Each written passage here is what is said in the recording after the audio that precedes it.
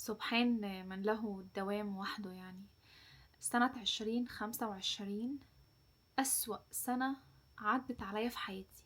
السنة اللي أنا اتغيرت فيها للأبد وما أظنش إن أنا هعرف أرجع زي الأول تاني.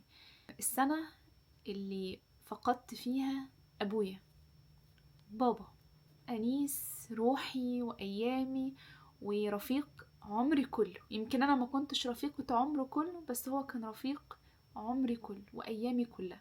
الله يرحمه ويغفر له ويسامحه ويجعل كل حاجة عملها لنا وخطوة مشيها لنا في ميزان حسناته يا رب. اللي يعرفوني معرفة شخصية هيبقوا عارفين قد ايه علاقتي ببابا كانت علاقة قوية. ومش بس عشان انا بنته الكبيرة اللي بقى عاصرت معاه وشهدت على مواقف كتير وظروف كتير حروب نفسية وحروب اجتماعية وحروب صحية كتير، حاجات كتير. مش بس عشان كده، لكن كمان عشان هو اصلا كان اب. كان دايما احنا وهو في كفة قصاد الحياة. لا يمكن يدي حد فرصة ويدي حد مجال انه يهز ولاده. حطنا في بابل كده، حطنا في بالون كده، وملك كل الفجوات اللي ممكن تأثر علينا ولا تهزنا بقى من ظروف من ناس، عشان خاطر نفضل كده كل واحد بشخصه وبكرامته وبعزته وبدماغه وبتفكيره وبعاطفته وبحب. وقدر يعمل ده. الراجل ده دفع تمن كل حاجة احنا فيها حلوة دلوقتي، هو اللي دفع تمنها. مفيش حد تاني يساهم بأي حاجة. هو الراجل ده. عينينا المليانة الشبعانة عز وفخر واعتزاز بيه، هو دفع تمن كل الحاجات دي. فتخيلوا بقى كم التشبث والتعلق مش شالقين فيه كده وماسكين فيه بإيدنا واسناننا.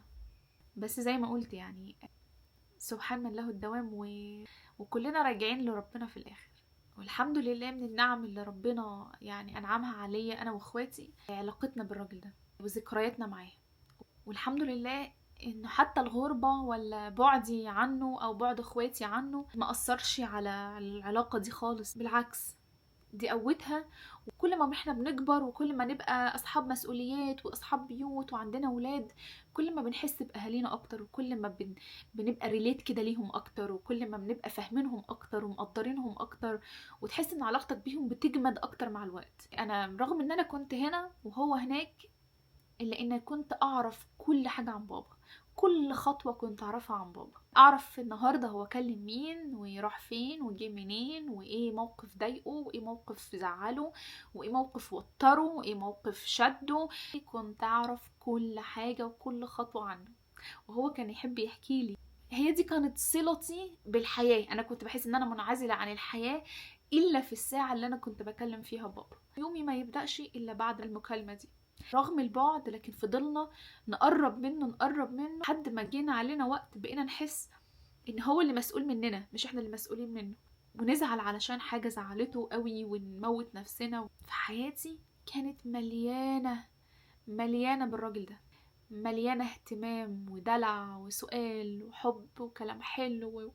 تخيلوا بقى فجأة الهرم الكبير قوي اللي في حياتنا اللي احنا كلنا ساندين عليه ده، فجأة الهرم ده ما يبقاش موجود. تخيلوا حجم الفراغ اللي ممكن حد بالحجم ده يسيبه. في 2025 السنة اللي أنا خسرت فيها أبويا وخسرت فيها نفسي القديمة الأولد فيرجن بتاعتي. نشوة الطفلة، نشوة البنوتة الطفلة اللي بتنادي تقول يا بابا. ما هي طول ما هي بتقول بابا يبقى هي طفلة. كلمني يا بابا، ازيك يا بابا، وحشتني يا بابا. فأنا إحساس الطفولة ده أنا فقدته مع بابا. مش هقول اكتر من كده.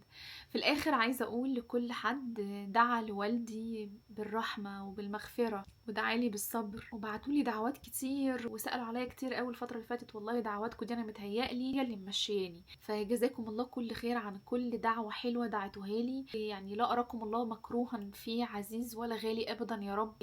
ما توقفوش دعواتكم ليا ولا لبابا بالرحمة. وكل ما تشوفوا مني حاجة مستحبة أو حاجة حلوة ادعوا له كتير. نفسي تروح له دعوات كتير قوي من ناس غريبة وتوصل له النهاية مني ومنكم بس. وإن شاء الله أشوفكم تاني على خير قريب بإذن الله.